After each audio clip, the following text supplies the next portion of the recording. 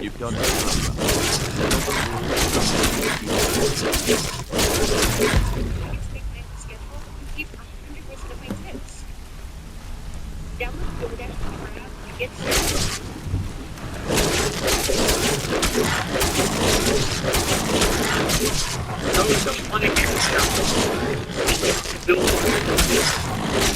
Raise a family, warm your bed to get that lover's comfort perk.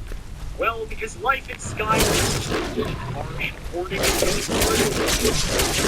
barely in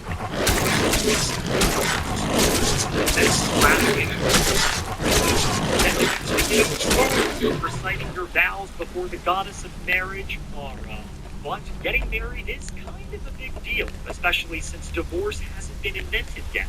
Legal. Until you're done with sex, And you don't with have anything to discuss. 67 the choice can be a bit overwhelming. But happy later because House Telvani has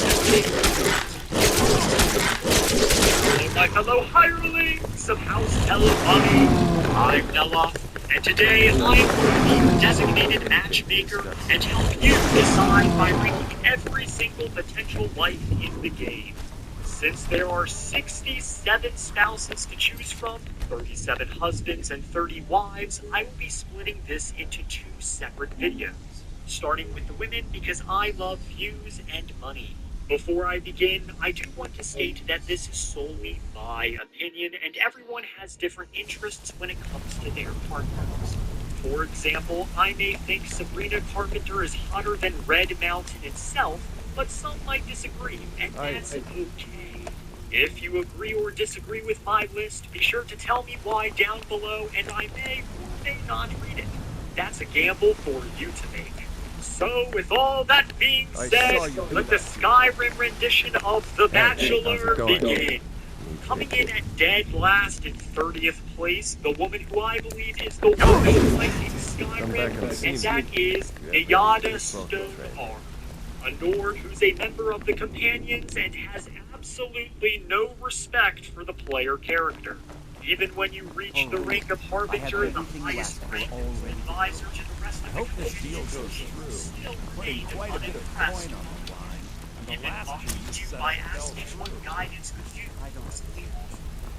Which is ironic since as the Dragonborn, we have defeated Alduin, who in the Nordic pantheon is a fucking god, so I'd say we have a little bit of wisdom to share. Some of the other companions are as well, but will eventually warm up to you once you prove yourself. But you will never be able to prove yourself to Nyada. In fact, this begs the question, why can you even marry her in the first place? To one day tend the shrine of Talos and replace me as the priestess of Talos. When the fighting began over the white gold concordat, she died out there, only having tended to the wounded soldiers for a few months. We never even found her body. That becomes annoyingly obsessed with trying to find information on the Butcher, your local Windhelm serial killer. Now, the Empire burned all the She's often quite stupid. Talos died to the serial killer, or believing that dark elves don't ever sleep at night.